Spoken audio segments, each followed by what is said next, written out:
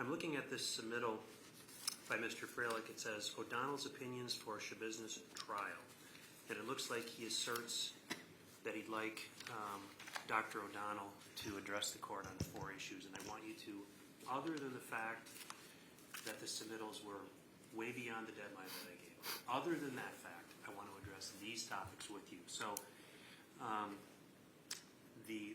there are 4 opinions. 2 of them are kind of compound opinions because they're 2 parts. But I want to go over them with you. So first of all, opinion number 1, Taylor Schabusiness was acutely intoxicated and impaired by acute methamphetamine use at the time of the alleged asphyxiation. I don't want to spend a great deal of time on that one because I'm a little concerned that that's not even relevant to anything that the jury has to address because it goes to the voluntary intoxication issue. I want to focus on the second piece, Mr. Lizet. The long-term and excessive use of methamphetamine has chronic brain damage consequences. So Dr. O'Donnell's a pharmacologist. He wants to give that opinion. Frankly, the opinion almost seems common sense, although, granted, I think some of us think that would occur if you long-term use of controlled substances, but he's an expert on this topic. What's the state of objection if he gives that opinion? I think the concern that the state has on that is largely that he's not in a position to tell us whether that actually happened to this particular individual in this circumstance. And I think the suggestion here is that it's prejudicial to the state's case for him to suggest that when he's not, I think, qualified to discuss the fact that she has any of those issues. I don't know that those tests were done. I don't know that any of the mental health professionals who've met with her have opined that.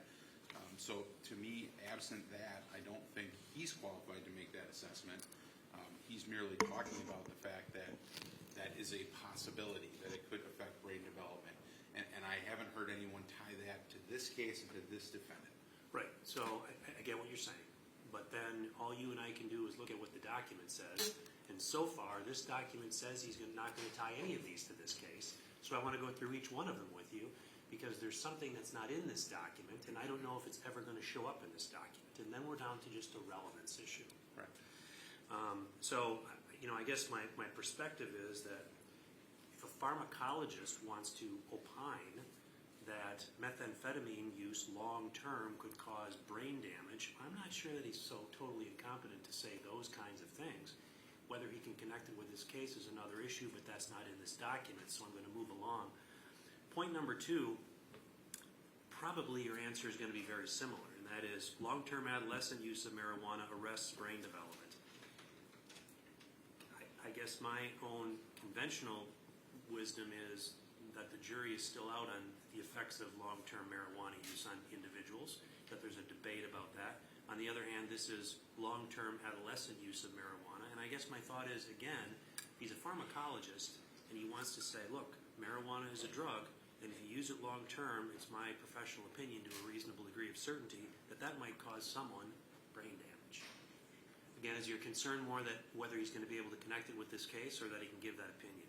Correct. I think it's really more that he can't connect it specifically to this case. I think potentially he could give that opinion. I also think that's a very vague suggestion. So what does that mean in terms of the brain development? Does it affect it in a way that would essentially demonstrate the same types of symptoms that you might see from mental health? Does it affect the brain in a way that would render someone NGI? That I don't know. I mean, there's no real discussion in here. There's no meat to many of these points. And again, this is where the timeliness is an issue, because these are things that we would have liked to explore with him if we knew that those were his opinions. So that's really kind of undeveloped, and I don't know that he could render an opinion that would suggest it affects brain development to the extent that it would render someone NGI. Not just that, yes, it hinders brain development. Does it actually render someone unable to appreciate the wrongfulness of their conduct or unable to conform their conduct with the law, which is the standard? Okay. The next point, it's in bullet point 3. Taylor Schabusiness was not treated with psychotropic drugs to control or mitigate her psychiatric illness.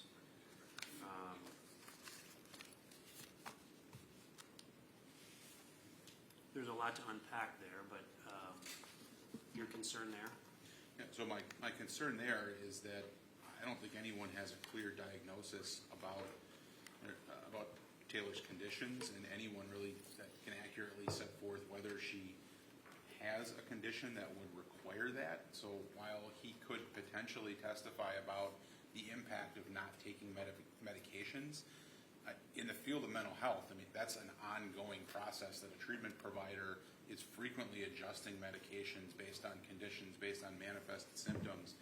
The general conclusion that you could say someone who does suffer from a psychosis, who doesn't take their prescribed medications, is going to worsen. I think, again, that's something that is kind of obvious to anyone, that the jury might expect that someone who has an untreated psychosis is going to have an issue. I think the concern here is that we don't have a clear description of what her psychosis was or would have been. And in fact, I think probably the best indication of that is what Dr. Seipel talked about at the last hearing, which was she had been prescribed some drugs in the jail and she wasn't taking her drugs, and there isn't a noted difference in her behavior from the time frame when she stopped taking the drugs to the time frame before. So I don't know that he's in a position to know what exactly her diagnosis was and what drugs she should take. And I think what further exacerbates the state's concerns is that if you go down to all of the subsections in 3, and then everything else that's attached in terms of the articles that are relied upon, all of those things relate to schizophrenia. And frankly, there's only like one mention of schizophrenia in all of the medical records, and it's Dr. Lucetta opining that it's perhaps possible that she may have schizophrenia, and we might need some further analysis to determine that. The remainder of the people say bipolar. No one even says schizophrenia. Sure. And to compound that, Mr. Lizay, in the transcript of Dr. O'Donnell, page 179, he even notes on line 14, did not see a formal diagnosis of schizophrenia. So I hear you. I take your point there, and I'm trying to move this along because the jury will be ready to go shortly, and I don't intend to make this decision right now. The point is to discuss what we need to do to move forward on this issue. The next bullet point, or the next piece of 3 was one of those compound points. Psychotropic drugs do have efficacy in a large percentage of patients who take them.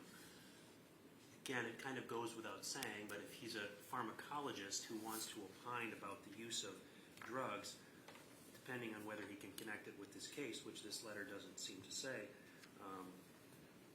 concerns with him making that opinion? Not with his qualifications to make that opinion, just again, that I don't think we have a clear diagnosis. He's not in a position to diagnose. Okay. Then moving on to the final point that is in this memorandum, that's point 4. Taylor Schabusiness' use of methamphetamine worsened her untreated psychiatric conditions. And you've kind of alluded to that regarding the discussion you made regarding the doctor's reference to psychiatric illness under page 4. Okay, so I get a sense of where the state is at. I'm going to turn to you, Mr. Freilich. Judge, if I could be heard just on that Sure. final point Go again. So on that last point, I think the real concern there is, and this is echoed throughout, not just this opinion that he provided, but then also Attorney Freilich provided the email. I mean, the crux of Dr. O'Donnell's opinion, both at the motion hearing and now, is that acute use of methamphetamine, that is methamphetamine use on the night of the incident, was a driving factor in all of the things that we're seeing from Ms. Schabusiness. And he even indicates that in point 4.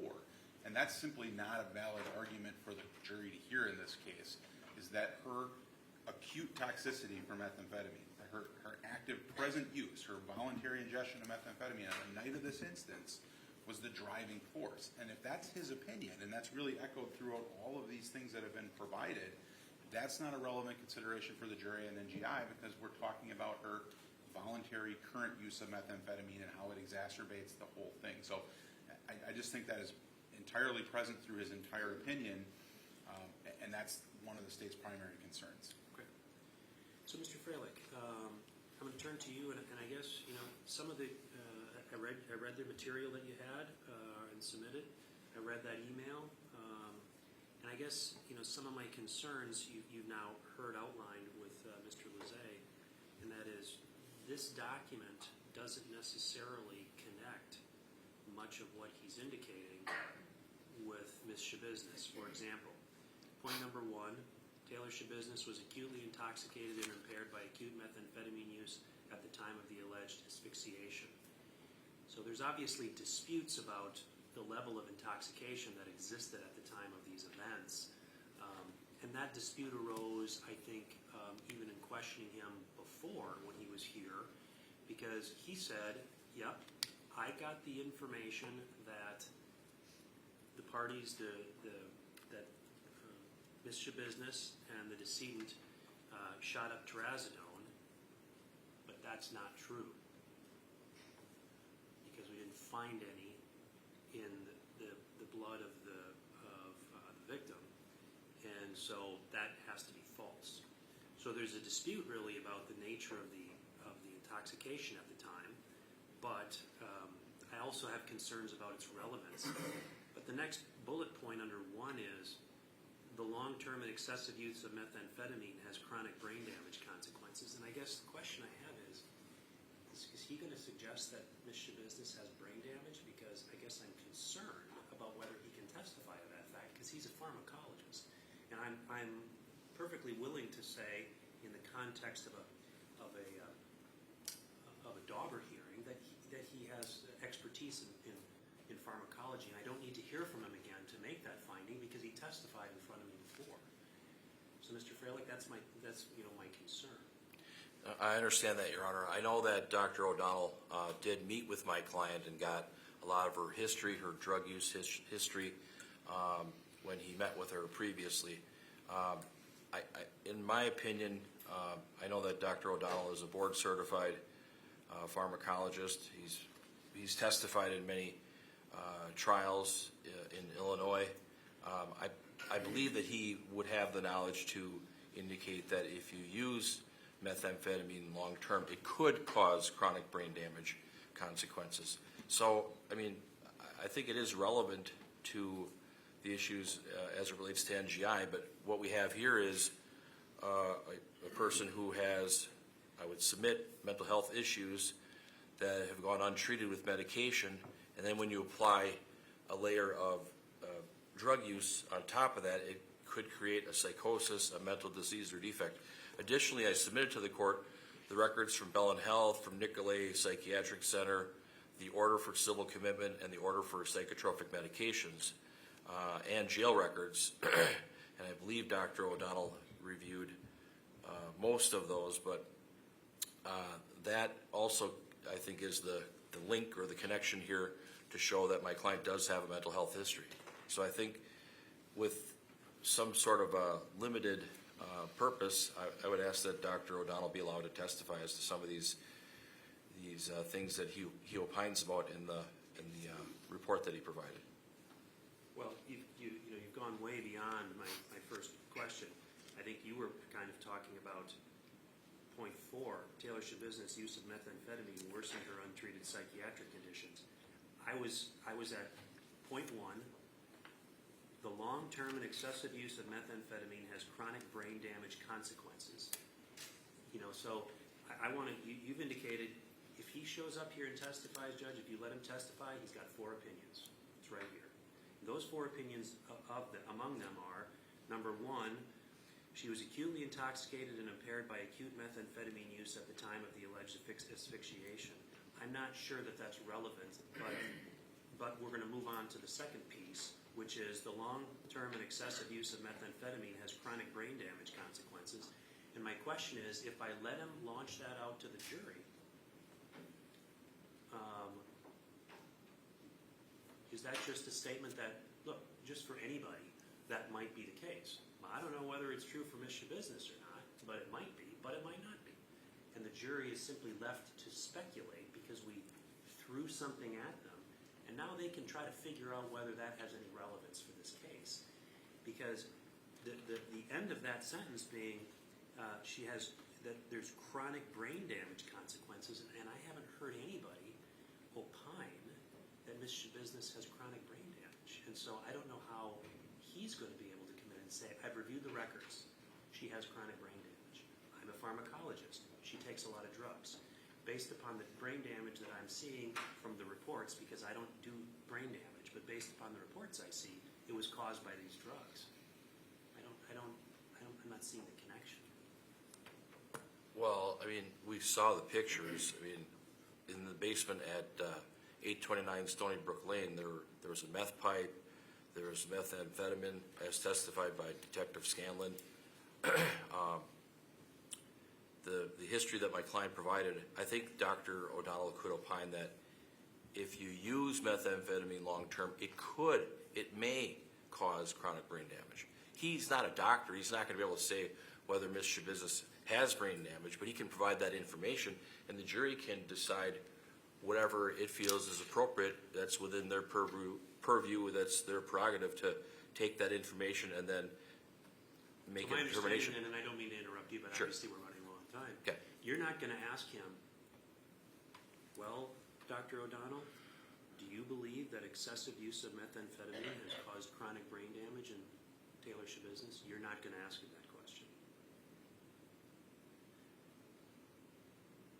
No, I would ask, could it or may it cause that kind of damage? Point number 2, long-term adolescent use of marijuana arrests brain development. Mr. Lizet expressed concern about a number of frankly, the modifiers that are in there. I'm not sure what long-term adolescent use, actually there's a typo in that sentence. I didn't notice it till right now, but I'm assuming it's long-term adolescent use. He's going to try to define what that means, because I'm not sure how he's going to discern, what a long-term use is. Somebody could use it for a week and he might say, that's pretty long. Somebody could use it for 10 years and conceivably someone could say, well, that's not really long depending on how old they are. And then the arresting of brain development, I guess, and I'm kind of compounding the question for you, but again, I'm not seeing that there's any testimony that there has been brain development. Your Honor, when my client met with Dr. O'Donnell, I believe that she reported that she was a daily user of marijuana, and so if he would be allowed to come in and testify that it could cause some issues with brain development, that's where I would go with that. And again, it sounds like what you're saying is, his testimony is, here's what she reported to me. If that's true, she might have brain development, but she might not. Right. Yes. The third point is Taylor Schabusiness was not treated with psychotropic drugs to control or mitigate her psychiatric illnesses. And I had some concerns there because, we had a number of evaluations that were conducted in this case, and I'm not clear that anybody has a good understanding of whether or not she even has a psychiatric illness. I will tell you, I'm aware of the fact that there was that one diagnosis for bipolar outlined, I think, at Nicolay, and then that was disputed, and frankly, that was even disputed by I think Dr. Lucchetta disputed that. I read over her report last evening in preparation for this conversation we're having right now. That defense expert, Dr. Lucchetta, wasn't sure, and there was concern about whether or not that diagnosis was accurate in light of the fact that the drug use that occurred at the time that she came in to get the diagnosis. And so one of my concerns is that if there's testimony that she wasn't treated with drugs to mitigate a psychiatric illness, here are the psychiatric illnesses that she should have been treated with.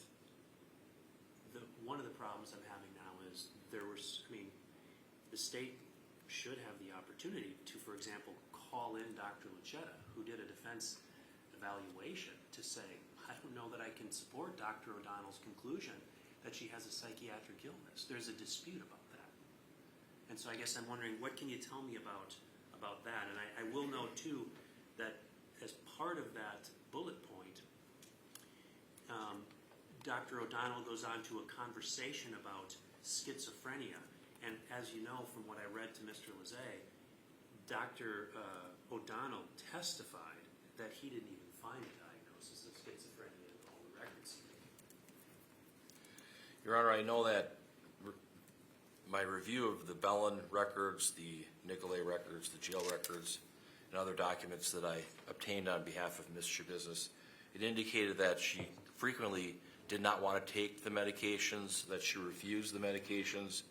And when you don't take your medications and you have a psychiatric illness or a mental health problem, your condition could be exacerbated. It could get worse over time.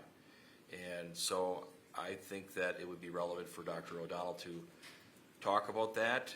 He's got information directly from my client and from the other records, and then he could provide some information about that. Sure, and so I guess I want to drill into this a little bit further, because I want to make sure I understand what you're asking of me. And again, I'm not going to make a decision right now. I'm already running 5 minutes late, which I don't like to do. But Dr. O'Donnell, it seems what you're telling me is Dr. O'Donnell would say something along these lines. If someone has a psychiatric illness and they don't take their medications, that could be bad. We don't know whether she has a psychiatric illness or not. But if she does, and if she doesn't take any meds for it, that could be a bad thing. That's pretty much where we're at. Yes. The statement, psychotropic drugs do have efficacy in a large percentage of patients who take them. I'm not going to quibble over that, because if he's going to be here to testify, I don't know that, frankly, having him give that opinion, I think, frankly, many people who take psychotropic drugs for things such as depression or other mental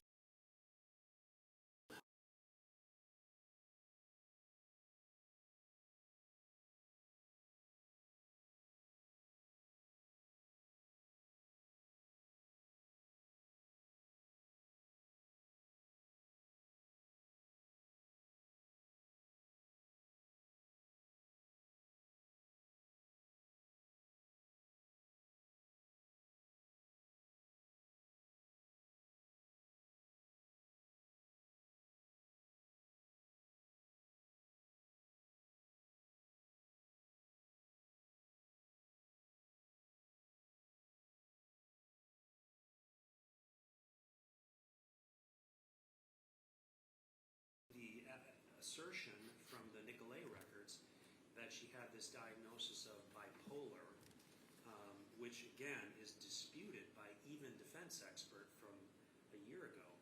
But is that what he's indicating? He wants to opine that if that I believe she has bipolar based upon that diagnosis, and if she'd have taken medications, she'd have been better? I believe so, but if the court limits the line of questioning, I believe that, based on Dr. O'Donnell's history and knowledge, training, and experience, he could just generally testify that, if you use methamphetamine and you have some sort of a psychiatric condition, the drug use can, worsen your mental health condition. Okay. It's starting to clear up, become clearer for me. Not exceedingly clear, but a little clearer. And I'm going to afford the attorneys an opportunity to talk now that I've clarified things, because I've got some concerns, and they're along the lines of the state's concern about connecting things up. There are some opinions that are outlined in that document that I think this doctor could give, because he's a pharmacologist, and I'm satisfied based upon his experience that he could give those opinions. But the concern is how they tie into this case, because I'm sure he could give a lot of opinions about a lot of things, and he'd be qualified to give all of them, but they have nothing to do with this case. And that's my concern. So, and I'll render decisions on these issues, but I'm going to certainly afford the parties an opportunity to speak a little bit, find out whether there's any accommodation you can reach for limited use of Dr. O'Donnell. But if not, I'll render decisions on all of it, and I'll just indicate how it's going to happen. Thank you. Okay. Anything else to bring up before we go back on the record with the jury? Mr. Saunders. No, not from the state. From the defense, Mr. Fraser. There's an issue, but we'll bring it to your attention later on. Well, I'd like to do, if you can bring it to my attention now so I can think about it, and then I can talk more intelligently.